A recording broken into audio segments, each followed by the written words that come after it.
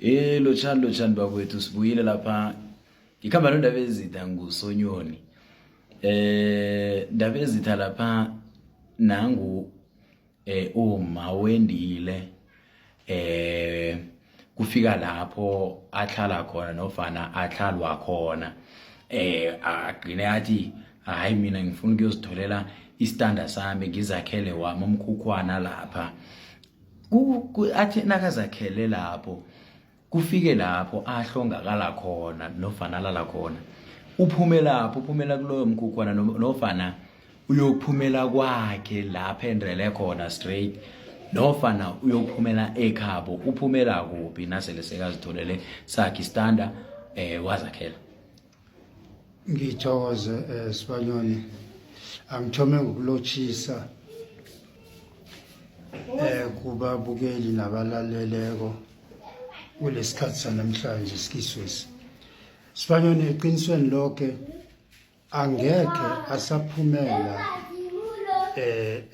lapha kwakhe, bekufanele kuhle aphumele khona, mara lapha kuna divorce khona obviously kuyaliwa.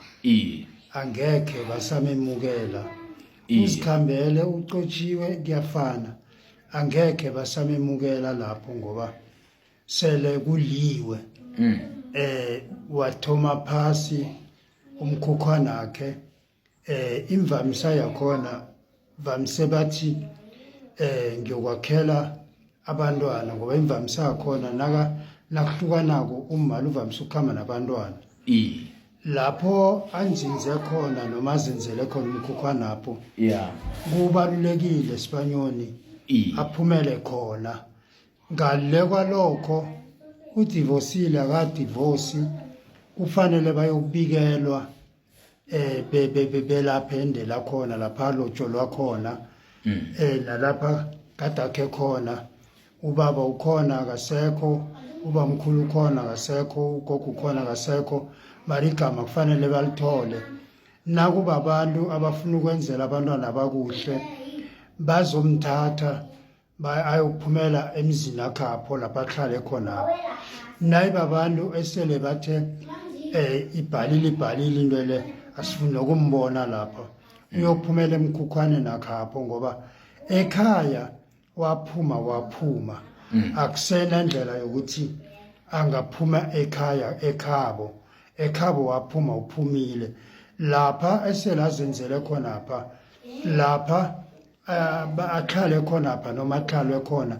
Nangaba bafuna umemukela ukuthi angaphumela khona, kucakathekile ukuphumela kulestanda lesi ekade selazikhethele sona. Ngamanye amezwi ngike ngezwe indaba ezitayihwatha lapha uletha mhlawumbe namezwi okukhuthaza ukuthi lapha endele khona nakuthi bafuna ukwenzela abantwana kuhle, bangakhona ukuthi bamthathe bathi nokho umakoti akabuye lapha azokwazi ukuphumela ekhaya ngombana idivorce ngesikhethu asinayo esikhethwini. Ayikho idivorce, ayikho idivorce esikhethwini. Iyadlula-ke le ndaba nayifika kubamkhulu nabogogo kunelwana ezahlatshwako mhlakunene ezamregister lapho, bona basamazi ngumakotako ngoba angikhumbuli kunomuntu athi angahlala ayokuthenga imbuzi kodwa athi babamkhulu ngihlalile kwazi bani. Solo bona bobamkhulu bazigcine kungumakotako loya.